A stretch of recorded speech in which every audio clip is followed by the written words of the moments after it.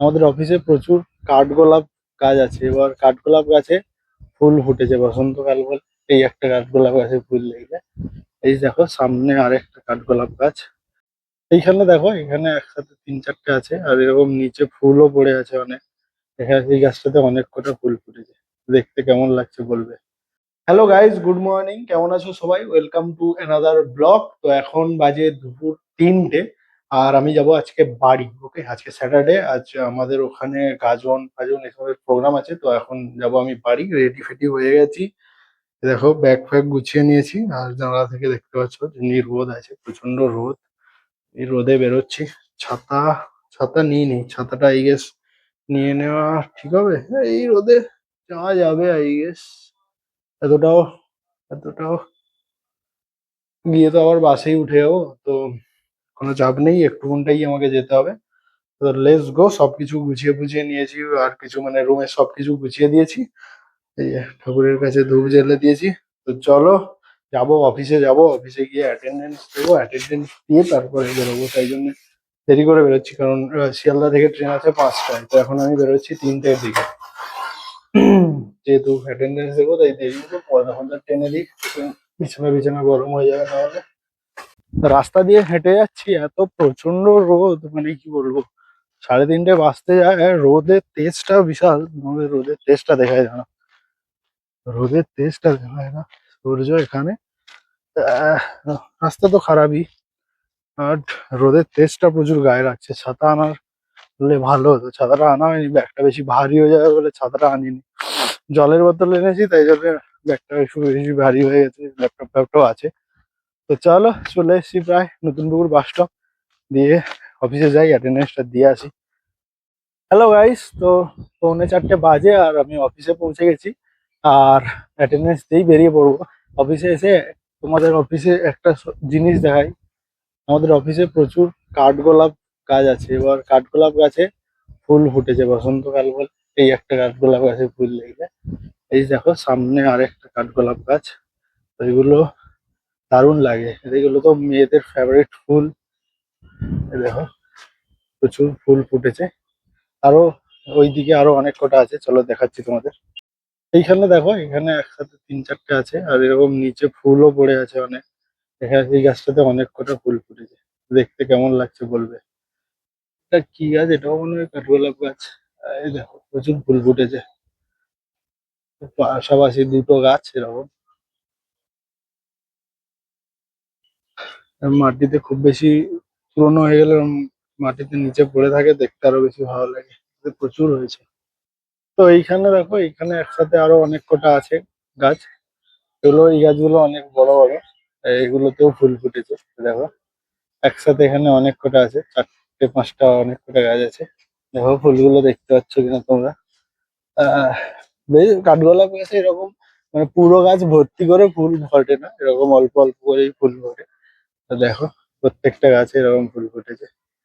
এইরকম আমাদের অফিসে গোটা ভর্তি, মানে সেই দিকে গেলে সেই দিকে আরো অনেক কটা আছে। এই যে এইখানেও একটা দেখতে পাচ্ছ, জুম করে দেখাই। এই দেখো, করুণাময়ী স্টেশন পৌঁছে গেছি। আর রোদের তেজ কিছুটা কমেছে। এই চলো, ট্রেন আছে 5 মিনিটে, চলো যাওয়া যাক। এটা হচ্ছে সোনারপুর স্টেশন। শিয়ালদা থেকে ট্রেন ধরে নেমে গেছিলাম সোনারপুর স্টেশন। আসলে ডাইরেক্ট ট্রেন আছে শিয়ালদা থেকে কাকদ্বীপ যাওয়ার জন্য, বাট যদি সোনারপুর থেকে একটা ট্রেন আছে কাকদ্বীপ যাওয়ার জন্য, তো এই ট্রেনটা ধরলে একটু ভিড়টা কম হয়। তাই জন্যে সোনারপুরে আমি নেমে গেলাম, দিয়ে সোনারপুর থেকে আবার ট্রেন ধরে আর চলে যাব লক্ষ্মীকান্তপুর ভায়া কাকদ্বীপ। এখানে অনেক ফুলের গাছের দোকান ফোকান আছে, এমনি দাঁড়িয়েছিলাম, বসেছিলাম, ঘুগনি ফুগনি খাচ্ছিলাম। এই দেখো, ট্রেনে উঠে আবারও ঘুগনি নিয়ে নিয়েছিলাম, কারণ ট্রেনের ঘুগনি একটা আলাদাই টেস্ট পাওয়া যায়। এই 10 টাকা করে নেয়, অনেক কিছু দেয়, পেঁয়াজ শসা ঝুরি ভাজা, তারপরে একটা টক দেয়, ওই টকটা দিয়ে খেতে খুবই ভালো লাগে। আর লং জার্নি তো একটু খাওয়া দাওয়া মুখ চললেই ভালো লাগে আর কি, তো নিয়ে নিয়েছিলাম।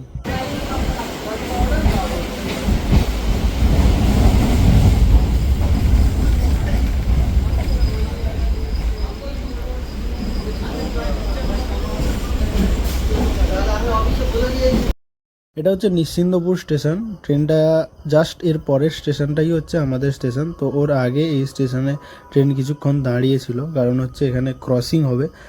এর পরে থেকে যেহেতু সিঙ্গেল লাইন, তাই ট্রেন একটা ট্রেন ওদিক থেকে আসছিল, তাই ক্রসিংয়ের জন্য এই মিডিলে একটা স্টেশনে দাঁড়িয়েছিল। এখানে ট্রেনটা ক্রস হবে, দেখতে পাচ্ছ ট্রেনটা ঢুকছে, তাই জন্য এখানে দাঁড়িয়ে আছে ট্রেনটা। আর এই ঢুকে গেলেই এই ট্রেনটা গিয়ে আর নেক্সট স্টেশনটাই হচ্ছে আমাদের স্টেশন মাধবনগর। তো এটা ঢুকছিল প্রায় 10-15 মিনিট, ট্রেনটা দাঁড়িয়ে রাখছিল। এই যে ট্রেন ঢুকে গেছে, এবার আমাদের ট্রেনটা ছেড়ে দেবে। তো লেটস গো, এবার আমাদের বাড়িতে গিয়ে তোমাদের সাথে দেখা হচ্ছে। আর ট্রেনের জার্নি সবাই কেমন এনজয় করো কমেন্টে জানিও। এই দেখো আমাদের ট্রেনটা ধীরে ধীরে ধীরে ধীরে ছাড়তে শুরু করে দিয়েছে। এবারে পৌঁছে যাব 5 মিনিটের মধ্যেই আমাদের স্টেশন। হ্যালো গাইস, নেমে গেছি আমাদের স্টেশন মাধবনগরে। এই দেখতে পাচ্ছ এটা আমাদের স্টেশন। আর অন্ধকার বেশ, আমাদের রাতের ট্রেন তো, তাই বেশি জন নামেনি ট্রেনটায়।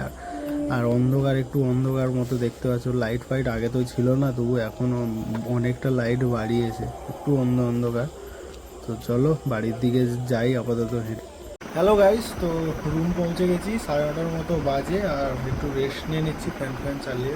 একটু টায়ার্ড হয়ে গেছি। আর এসে দেখলাম যেহেতু শিব পুজো হয়েছে, শিব পুজোর প্রসাদ দিয়ে গেছে, মা সন্ন্যাসী হয়েছিল, তো প্রসাদ খাবো আগে, তারপরে ভাত পরে খাবো। এই তরমুজ, ওই শশা, শাকালু এসব দিয়ে গেছে, তো খেয়ে নিই, তারপরে ডিনার করব।